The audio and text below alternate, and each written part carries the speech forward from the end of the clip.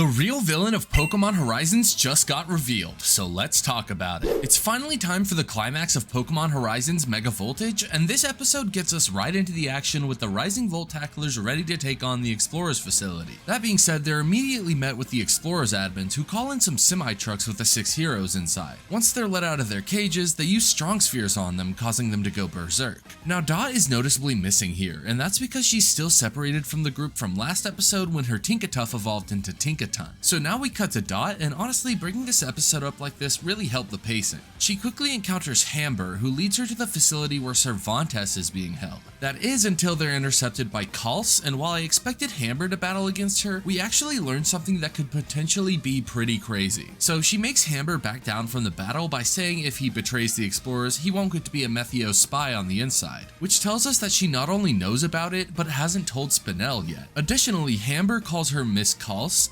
Sensei in Japanese, so is Hamber potentially a former student of hers or something? And finally, Calce says she has her own goal to achieve, which could be teasing something for the next arc. Maybe she's actually the true mastermind of the Explorers. I don't know, we'll see, follow if you want to figure out what happens. But this leads into Dot battling Calce instead of Hamber, and it serves as Tinkaton's first battle since evolving. I like this setup because Tinkaton did battle a Lockweum affected Pokemon a few episodes ago, and Dot lost to Calce during the Terrassil debut arc, so this was a chance for redemption. The battle itself is just alright in my opinion. It didn't flow that well, not gonna lie, but Tinkaton learned Gigaton Hammer and defeated Calce's Metachan, so that was a full circle moment. Back at the main battle, one thing you'll notice that I didn't mention earlier is that the Explorers didn't actually use your normal Strong Spheres, as they've been upgraded to bring out the effect of Lockweum even more. This is shown off well because the 6 heroes now have Lockweum crystals all over their bodies, and you can clearly tell they're in pain. Lapras has crystals coming out of its shell, Moltres' eyes are covered. It's a bit dark, not gonna lie. After this, Liko realizes she needs to bring out Terapagos to get rid of the Lockweum, so Liko and Roy terrasilize their starters, and Ult Mega evolves Dragonite. One problem is, I don't think the 6 heroes are presented to be as strong as they should be right now. 2 of them are legendaries, but the other 3 are also extremely powerful, and that's before Lockweum. They should be destroying, but they really aren't. Roy, Liko, and Ult subdue them pretty quickly, and Pagogo ends up erasing all of the Lockweum. So all's well it ends well, I guess. Just kidding, because Indy and Rubella use their Strong Spheres again, so I'm a bit confused because this part of the episode didn't really accomplish anything, but that makes me more excited for the next episode. So if you want to know what happens next, follow me for weekly Pokemon Horizons reviews.